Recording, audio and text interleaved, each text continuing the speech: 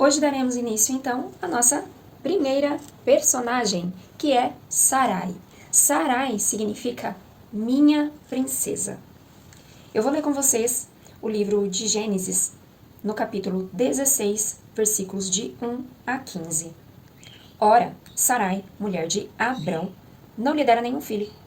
Como tinha uma serva egípcia chamada Agar, disse a Abrão: já que o Senhor me impediu de ter filhos por sua minha serva, talvez eu possa formar família por meio dela. Abrão atendeu a resposta de Sarai. Quando isso aconteceu, já fazia 10 anos que Abrão, seu marido, vivia em Canaã. Foi nessa ocasião que Sarai, sua mulher, lhe entregou sua serva egípcia Agar. Ele possuiu Agar e ela engravidou. Quando se viu grávida, começou a olhar com desprezo a sua senhora. Então Sarai disse a Abrão: caia sobre você a afronta que venho sofrendo. Coloquei minha serva em seus braços e, agora que ela sabe que engravidou, despreza-me. Que o Senhor seja o juiz entre mim e você. Respondeu Abrão a Sarai: sua serva está em suas mãos. Faça com ela o que achar melhor. Então Sarai tanto maltratou Agar que esta acabou fugindo. O anjo do Senhor encontrou Agar perto de uma fonte no deserto no caminho de Sur e perguntou-lhe: Agar, serva de Sarai, de onde você vem? Para onde você vai? Respondeu ela: estou fugindo de Sarai, a minha senhora. Disse-lhe então o anjo do Senhor: volte à sua senhora e sujeite-se a ela. Disse mais o anjo: multiplicarei tanto os seus descendentes que ninguém poderá contar. Disse-lhe ainda o anjo do Senhor: você está grávida e terá um filho, e lhe dará o nome de Ismael, porque o Senhor a ouviu em seu sofrimento. Ele será como jumento selvagem. Sua mão será contra todos, e a mão de todos contra ele, e ele viverá em hostilidade contra todos os seus irmãos. Este foi o nome que ela deu ao Senhor que lhe havia falado: tu és o Deus que me vê. Pois dissera: teria eu visto aquele que me vê? Por isso o poço, que fica entre Cádiz e Bered, foi chamado Beer-Lahai-Roi. Agar teve um filho de Abrão, e este lhe deu o nome de Ismael. Abrão estava com 86 anos de idade quando Agar lhe deu Ismael. Agora eu vou passar para o capítulo 25, nos versículos 1 e 2. Abrão casou-se com outra mulher chamada Quetura. Ela lhe deu os seguintes filhos: Zirã, Joquitã, Medã, Midian, Isbaque e Suá. Com base nessa leitura que nós acabamos de fazer, nós vamos agora para o livro da autora ver algumas observações que ela traz a respeito deste texto, tá? Desta história. Então, o primeiro ponto que a gente vai ver é que Abraão teve vários filhos. O primeiro dele foi com a serva de Sarai, chamada Agar, cujo nome desse filho foi Ismael. Depois de alguns anos, Sarai, que passa a ser chamada Sara, num outro momento eu explico sobre essa mudança do nome de Sarai para Sara, Deus então permite que Sara conceba e dê à luz Isaque, que é o filho da promessa de Deus, liberada sobre a vida de Abraão e de Sara, tá? Passa-se mais alguns anos, Sara morre, Abraão casa-se novamente, e com Quetura no caso, e com ela tem mais 6 filhos. Então aqui, a respeito de Abraão, a gente pode perceber que a esterilidade não fazia parte da vida dele, e ele pôde então ter ao todo 8 filhos. Sara então teve apenas um filho. Antes de ser Sara, ela tinha o nome de Sarai, e por longos anos o nome dela foi Sarai, que significa minha princesa. Depois, Deus muda o nome dela e passa de Sarai, que é minha princesa, para Sara, que representa alta posição, princesa, senhora e dama. Para mim, soa como como um nome de maior responsabilidade, de maior peso, de maior imponência, né? De minha princesa, que é algo mais delicado, para princesa, que é algo mais sólido. Então, a gente vai ter esses dois nomes que representam, que são a mesma pessoa, né? Mas uma por determinados anos da sua vida, que foi Sarai, seu nome de origem, inicialmente, né? Dado no seu nascimento, e depois um novo nome que Deus dá para ela, que então é Sara. E Sara, que é a esposa que é a mulher de Abrão, é quem concebe o filho da promessa que Deus havia liberado sobre a vida de Abrão. Um outro ponto importante que a autora destaca é porque, se Abrão havia tido um menino com Agar, no caso seu primogênito, por que a promessa não se cumpriu sobre a vida desse menino? Uma vez que na época era tão importante a vinda, o nascimento do primogênito, do primeiro filho, que principalmente esse filho primeiro fosse homem. Ele teve esse filho, o homem com Agar, mas não era ele o filho da promessa. E por quê? Porque Agar não era mulher de Abrão, ela era serva de Sarai. E a mulher legítima de Abrão era Sara. E a promessa que Deus liberou sobre Abraão só se cumpriria de maneira legítima, que era com a sua mulher, no caso, Sara. Só nesse breve comentário, a gente já pode tirar várias coisas. Primeira delas, Deus liberou a promessa sobre Abraão, que ele seria pai. Ok, só que o homem não concebe, não gera e não dá à luz a nada, a filho nenhum. Quem faz isso é mulher. Então Deus libera essa palavra sobre Abraão, que é o homem da casa, o responsável, o cabeça do lar, mas isso só seria possível se cumprir através da mulher dele. Por isso que a promessa se cumpre na vida de Sara, e não de Agar, que deu o primogênito para Abrão. Outra coisa que a gente já pode começar a trazer para nós. Sara, já tendo passado por tantos anos à espera de um filho, de ter a bênção, a alegria, de gerar uma vida no seu ventre e dar à luz para essa criança, que seria a promessa, o cumprimento da promessa de Deus para a vida do seu esposo, do seu marido, ela faz o quê? Faz o que muitos de nós, eu, você, fazemos. Tentamos dar aquele jeitinho para ajudar Deus no cumprimento daquilo que Ele quer e vai fazer. Só que é do jeito dele. E aqui, qual que é o jeitinho de Sara?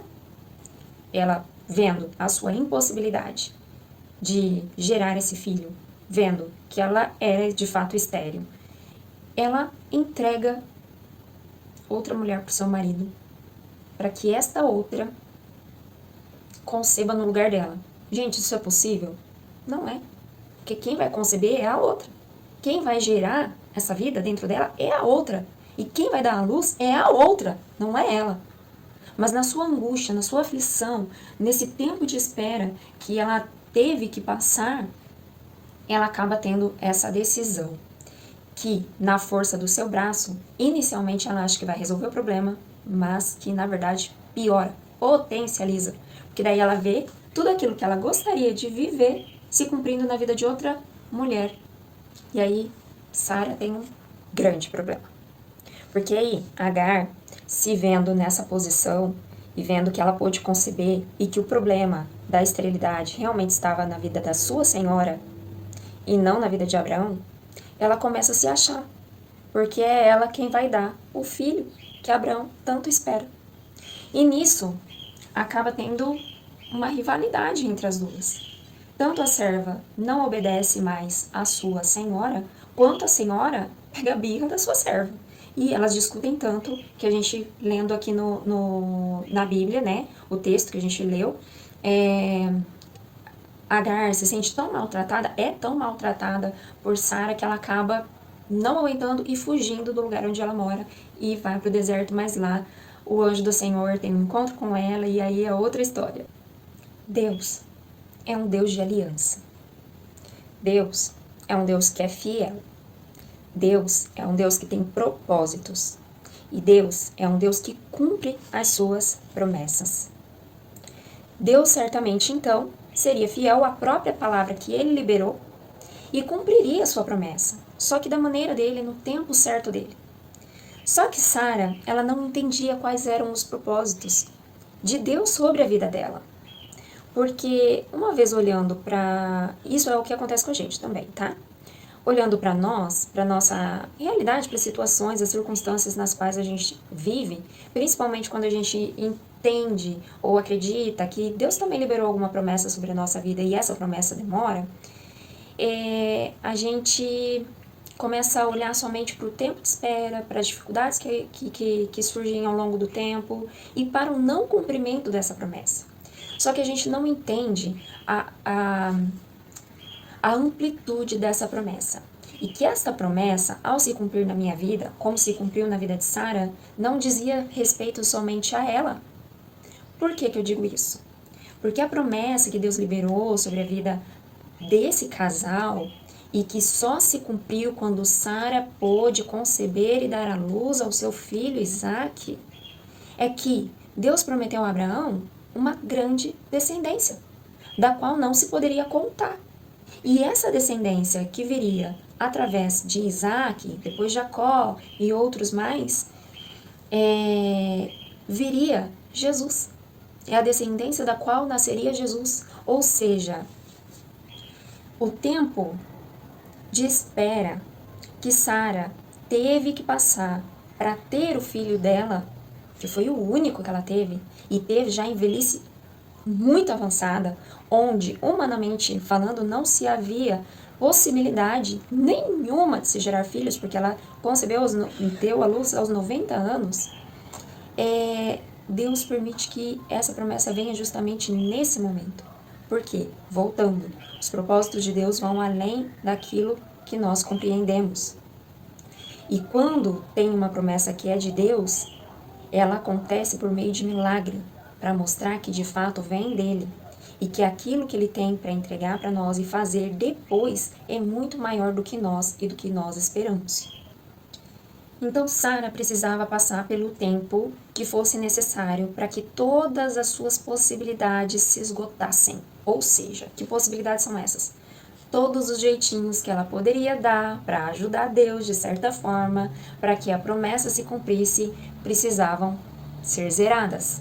Ela tinha que chegar num determinado momento de olhar para si mesma e reconhecer: eu tentei de tudo e não foi possível. Então agora não tem o que eu faça que vá fazer com que essa promessa se cumpra. Ou seja, ela deixou de tentar pelos seus próprios meios, pela sua força, para que a promessa se cumprisse. É a partir daí que Deus agiu. Inclusive, voltando para o nome dela, que antes era Sarai, depois disso, desse tempo de espera, Deus troca o seu nome e passa para Sara. Ou seja, enquanto ela era Sarai, ela também estava nesse primeiro momento da vida dela, de tentar as coisas pela força, pelo seu jeito, criando, possibilidades para poder executar o cumprimento da promessa. Quando ela vê que não é possível, que de certa maneira já perde as esperanças e acha que não vai se cumprir, aí Deus vem, intervém, trabalha a vida dela de maneira que Deus seja o único que vai fazer com que a promessa de fato se cumpra. Para mostrar que é a boa mão dele estendida fazendo com que as coisas aconteçam.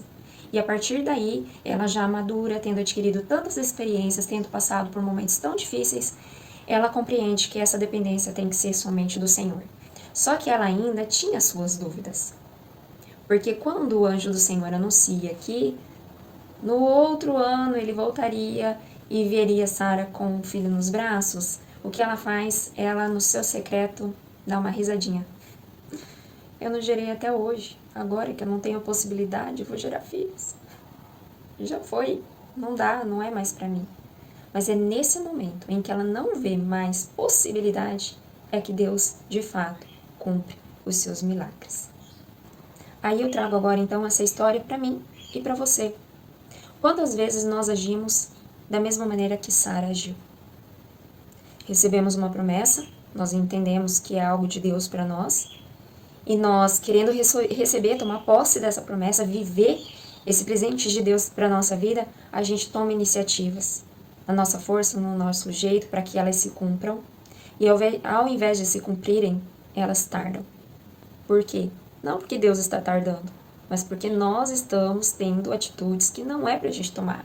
Porque o que Deus tem pedido para nós é: descansa, confia em mim, espera, deixa eu agir, deixa eu te entregar esse presente que eu quero entregar para você. Para de se esforçar para querer conquistar ele, não, eu quero te dar. Apenas confia, descansa, espera em mim, porque a promessa eu já liberei, eu já lancei sobre a sua vida e eu quero te dar. mas deixa eu te entregar, do jeito que eu quero te entregar. Quantas vezes nós agimos como Sara?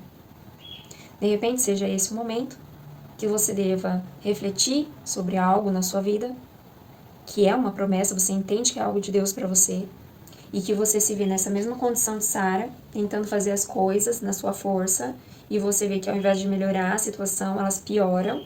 Então você pode talvez reconhecer que você está agindo sim por meio dos seus esforços próprios, esperando conquistar algo que não é dessa maneira que vai chegar até você. E aí, seja o momento de você entregar para Deus a sua promessa. E dizer, Senhor, eu creio que essa promessa é para minha vida. Eu creio que o Senhor é fiel para cumprir aquilo que o Senhor prometeu. E eu me coloco à sua disposição para ser trabalhada pelo Senhor nas áreas que eu preciso ser trabalhada, para estar pronta para receber essa promessa que vem do Senhor. E assim poder desfrutar da plenitude, da alegria que eu posso desfrutar vivendo essa promessa.